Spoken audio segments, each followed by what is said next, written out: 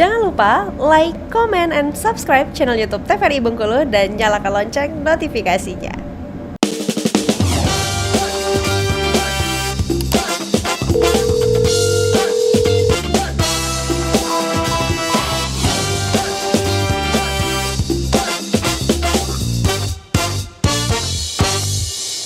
Sahabat sehat, terima kasih Anda masih bersama kami dalam Dokter Kito. Bersama Kita Sehat dengan tema kita kali ini membahas mengenai hepatitis. Tadi kita lanjutkan lagi ya bersama dengan Bang Agung yang membahas mengenai komplikasi hepatitis. Jadi memang kalau ditangani dengan segera bisa sembuh, tapi kalau misalnya tidak ditangani yang tadi katanya Dokter Elsa ya asimptomatik atau tanpa gejala bisa jadi parah dan bisa pada akhirnya berkomplikasi ya Bang ya. Sekali. Baik, mungkin bisa kita lanjutkan Bang, silakan. Oke, kita lanjut lagi ya. Nah, ini termasuk yang paling penting dari semua penyakit ya. Jadi kita harus tahu seperti apa pencegahan dari penyakit hepatitis. Oke, yang pertama, terapkan protokol kesehatan terutama menggunakan masker dan mencuci tangan. Nah, ini balik lagi ke PHBS. Ya, jadi kita mengulang lagi bahwasannya ini kan penyakitnya kan bisa menular. Jadi alangkah lebih baiknya kita mencegahnya kalau ada di lingkungan kita yang terkena penyakit hepatitis. Jadi kita malah harus memakai alat pelindung diri, memakai masker, dan terus yang paling penting juga harus rajin cuci tangan sebelum dan sesudah aktivitas. Karena kenapa ini kan berakibat fatal juga nih kalau memang kita habis bersentuhan, berjabat tangan, atau kita bergantian alat makan, dan misalnya kita mencicipi makanan yang orang yang terinfeksi penyakit dari hepatitis. Jadi harus memang betul-betul dijaga kesehatan PHBS kita ya.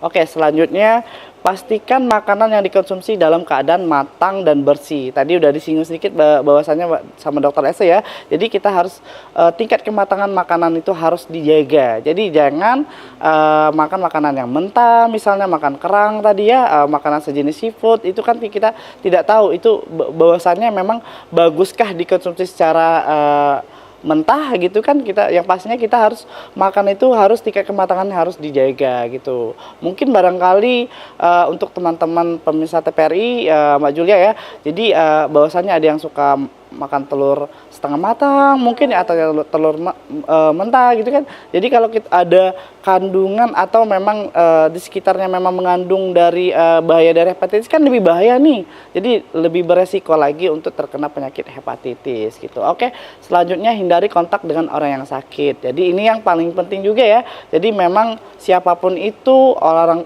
ataupun anggota keluarga kita atau di lingkungan kita yang ada yang sakit, sebisa mungkin kita harus menghindari jarak dengan orang yang sakit. Bukan arti dalam artian kita menjauhi ya. Jadi ya, tanda kutip kita harus menghindari dan harus memakai alat pelindung diri. Kalau kita jauhi gimana dia mau dapat support dong ya, mau sembuh misalnya ya kan, mau dapat dukungan kalau kita jauhi. Jadi yang sebisa mungkin kita harus menghindari kontak dengan orang yang sakit. Menjaga jarak lah ya. Ingat dengan Covid dulu ya. Jadi kita harus membatasi atau mobilitasnya gitu. Oke. Selanjutnya nah ini kurangi mobilitas, berkerumun gitu ya kan. Jadi sebisa mungkin kita harus, karena penyakit hepatitis ini dibilang bisa sembuh secara total bisa, tapi ini penyakit ini berbahaya juga, bisa juga berisiko kalau memang udah fatal bisa menyebabkan kematian gitu. Oke. Lanjut, tidak bergantian alat makanan dengan orang lain. Ini ya, balik lagi karena ini sifatnya menular, jadi sebisa mungkin kalau ada anggota keluarga kita ataupun di lingkungan kita yang terkena penyakit hepatitis, jadi jangan sampai kita bergantian alat makanan gitu ya. Fokus, jadi selama pengobatan orang yang hepatitis ini, jadi alat makannya atau peralatannya lah gitu ya. Jadi memang alatnya masing-masing gitu ya. Kalaupun memang udah sembuh boleh mungkin untuk yang anggota keluarga di rumah ya, kalau udah sembuh total mungkin pakai alatnya boleh bergantian asal dicuci gitu ya kan. Yang pastinya dicuci ya kan, nggak mungkin ya kan. Oke, selanjutnya melakukan hubungan seksual yang aman seperti dengan satu pasangan. Yang pasti ini paling penting ya. Jadi memang ini salah satunya untuk pasangan suami istri ya. Jadi satu pasangan setia atau bisa menggunakan alat kontrasepsi ya. Salah satunya menggunakan kondom gitu ya. Oke. Yang selanjutnya tidak mengkonsumsi minuman beralkohol dan tidak menggunakan nabza atau narkoba ya. tadi udah disinggung ya bahwasannya minuman beralkohol juga atau minuman kemasan yang memang ada kandungan mungkin ya yang berisiko terkena penyakit hepatitis gitu ya. Selanjutnya yang terakhir melakukan vaksinasi hepatitis sesuai yang diberikan oleh jadwal dari dokter gitu. Mungkin untuk yang jadwal vaksinasi hepatitis ini kita lanjut di slide-nya. Nah, ini jadwal imunisasi dewasa ya. Salah satunya kita bahas tentang hepatitis. Oke, saya singgung sedikit bahwasannya kalau untuk hepatitis orang dewasa ya, kalau Kementerian Kesehatan sekarang masih untuk yang memberikan vaksinasinya secara gratis, ini bertahap juga dari kementerian untuk petugas kesehatan. Tapi masyarakat umum, pemirsa TPRI jangan takut, jangan ragu ya. Jadi bisa juga melakukan vaksin hepatitis secara mandiri di klinik ataupun di rumah sakit misalnya yang memang ada stok dari vaksin dari hepatitis. Biasanya dokter juga menyarankan untuk datang ke klinik gitu ya. Oke, di klinik Bengkulu kita salah satunya mungkin ada yang tersedia untuk melakukan vaksin hepatitis. Jadi ini ya, hepatitis A, hepatitis B, hepatitis A bisa kombinasi dengan hepatitis B. Jadi ada yang 3 dosis ataupun 2 dosis. Jadi jangan sampai kalaupun 2 dosis ini kita hanya suntiknya cuma 1 kali. Ya kalau ada 2 dosis, misalnya dosis pertama di bulan pertama bulan Januari misal, jadi dokter menyarankan 6 bulan lagi datang lagi ya untuk melakukan vaksinasi hepatitisnya di dosis kedua. Jadi mungkin dari Januari memberikan vaksinasi dosis keduanya bulan Juli gitu ya. Jadi harus tuntas, harus selesai. Ya karena kenapa kalaupun ini tidak selesai jadi percuma nih. Jadi yang diterima antibodinya yang percuma kandungannya gitu ya, sama halnya dengan bohong gitu ya. Jadi kita mengingat kembali lagi juga dengan vaksin dari COVID ya, harus bertahap juga. Jadi ada dosis pertama, dosis kedua gitu ya. Jadi kalau melampaui waktu yang sudah ditentukan, maka ketika dia datang lagi, dia akan mendapatkan dosis yang pertama lagi ya Bang? Ya, bisa. Jadi ini karena kan dokter udah, biasanya kita di kartu vaksin itu ada dari klinik misalnya ya, itu ada kartunya. Jadi kita berikan dosis pertama misalnya bulan Januari. Nanti kita kasih tahu ke pasiennya boleh datang ke klinik untuk melakukan dosis keduanya di bulan Juli. Kita biasanya kan kita ada datanya nih Mbak Jul. Jadi kita bisa kalau pasiennya lupa, mungkin kita sebagai petugas kesehatannya on call, telepon ke pasiennya boleh datang ke klinik. Karena kenapa?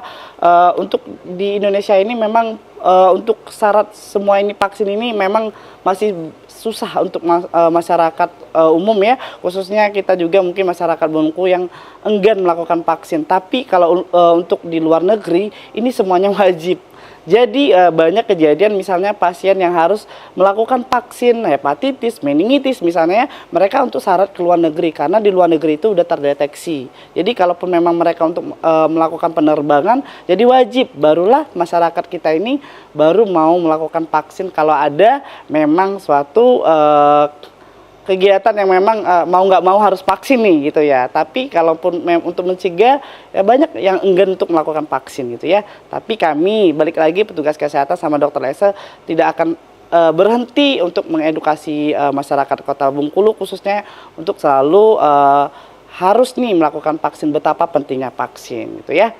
Oke. Itu kalau dilihat hepatitis A, hepatitis B, berarti vaksinnya satu-satu. Berarti untuk pemirsa di rumah, Julia misalnya yang mau melakukan vaksin, A, B itu bisa berarti double ya Bang ya? Maksudnya Ya, dua-duanya. hepatitis A dan hepatitis B kombinasi ya. Jadi ada misalnya di sini ada 3 dosis bulan pertama, bulan 1, 2 dan bulan ke-6 gitu. Jadi ada 3 tahap. Ya, ya.